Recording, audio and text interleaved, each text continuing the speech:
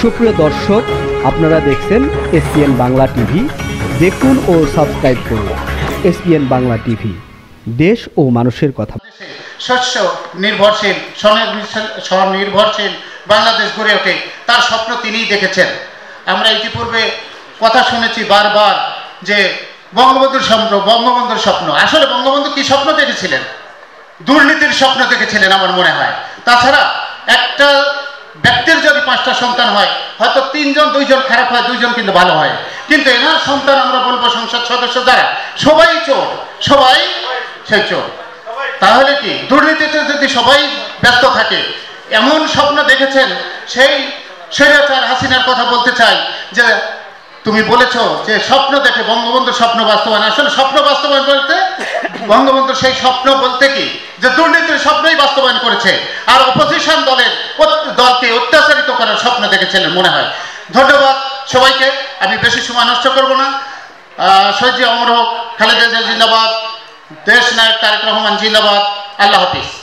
পরে আজকে আমরা 5ই আগস্টের বিপ্লবের মধ্য দিয়ে, আজকে একটা সুন্দর পরিবেশের মধ্য দিয়ে এই জন্মবার্ষিকী পালন করতে পারছি। সেই জন্য আল্লাহ রাব্বুল আলামিনের দরবারে শুকরিয়া আদায় করছি। নেতৃবৃন্দ বক্তব্য রাখবেন। আগামী দিন আমাদের মরহুম শহীদ রাষ্ট্রপতি জিয়াউর রহমানের যে দিক নির্দেশনা রয়েছে, তার যে অসমাপ্ত কর্মসূচিগুলো রয়েছে, সেগুলো আবারও বাংলাদেশে এই নেতৃবৃন্দের মধ্যে দিয়ে বাংলাদেশে জনপ্রিয় করে তুলবেন। তাহলে এদেশের মানুষ স্বাবলম্বী হবে, মানুষের শিক্ষা, চিকিৎসা, অর্থনৈতিকভাবে। জনাব হাবিবুর রহমান হাবিব ভাই আজকের এই সভায় উপস্থিত, ইতিমধ্যে এসে উপস্থিত হয়েছেন আমাদের বৃহত্তর কুমিল্লার সূর্য সন্তান ব্যারিস্টার আব্দুল্লাহ মামুন ভাই, যিনি বর্তমান তত্ত্বাবধায়ক সরকারের প্রধান উপদেষ্টা, আমার অত্যন্ত প্রিয় ব্যক্তি। জনাব ডক্টর মোহাম্মদ ইউনূস স্যারের বিগত দিনে দুর্দিনে মামলায় নিরলসভাবে পাশে ছিলেন এবং সফল হয়েছেন মামুন ভাই। এবং আজকে এখানে উপস্থিত রয়েছেন আমার একজন প্রিয় সাংবাদিক, বাংলাদেশ ফেডারেল সাংবাদিক ইউনিয়নের ভারপ্রাপ্ত সভাপতি জনাব ওবায়দুর রহমান শাহিন ভাই।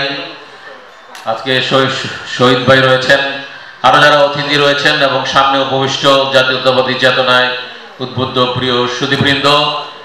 আজকে আমার বন্ধু আলিয়া সাবাকন্দ একটা সময় উপযোগী প্রোগ্রামের আয়োজন করেছে এবং এই জন্য আমি মহান রাব্বুল আলামিনকে, আল্লাহ তাআলাকে ধন্যবাদ দেব যে আমরা হয়তো ফ্যাসিস্ট সরকার, ছাত্র আন্দোলন, ছাত্র গণ আন্দোলনে ফ্যাসিস্ট সরকার পালিয়ে যাওয়ার কারণেই হয়তো আজকে আমরা কথা বলতে পারতেছি। আজকে আমি তাই আমার এই বক্তব্যের শুরুতেই এই ফ্যাসিস্ট সরকার বিরোধী আন্দোলনে যে সমস্ত ছাত্র জনতা আহত হয়েছে, যে সমস্ত ছাত্র জনতা নিহত হয়েছে, আমি তাদের আত্মার মাগফিরাত কামনা করছি। এবং আজকে আমি অনুরোধ করব যারা রয়েছে আমাদের দেশে, আমরা আমাদের জাতীয়তাবাদী দল, জামাতে ইসলামী সহ বিভিন্ন যে সংগঠনগুলো, আমরা এই রক্তের সাথে বেইমানি না করে আগামী দিনে কিভাবে একটি খুব অল্প দিনের মধ্যেই কিভাবে একটি নির্বাচিত সরকার, কিভাবে একটি জনগণের সরকার আমরা এই দেশে প্রতিষ্ঠিত করতে পারি, সেটা আমাদের জন্য অত্যন্ত জরুরি বিষয়। আমি যেহেতু অসুস্থ, কথা না বাড়িয়ে আমার সিনিয়র নেতাদের, আমার প্রিয় বন্ধুদের, অতিথিবর্গের কথা শুনবো। এই কথা বলে ইনশাল্লাহ আমাদের আগামী দিনে আমাদের জয় হবে, জনগণের জয় হবে। জনগণের একটা মতামতের আলোকে একটা সুন্দর সরকার প্রতিষ্ঠিত হবে এবং সেই সরকারের আলোকে শহীদ রাষ্ট্রপতি জিয়াউর রহমান যেমনিভাবে দেশকে এগিয়ে নিয়েছিলেন, সেভাবে আবার নতুন করে দেশ এগিয়ে যাবে, এই দৃঢ়পত্র ব্যক্ত করে আমি আমার বক্তব্য শেষ করছি। জিয়া সাংস্কৃতিক জোট জিন্দাবাদ, বাংলাদেশ জিন্দাবাদ।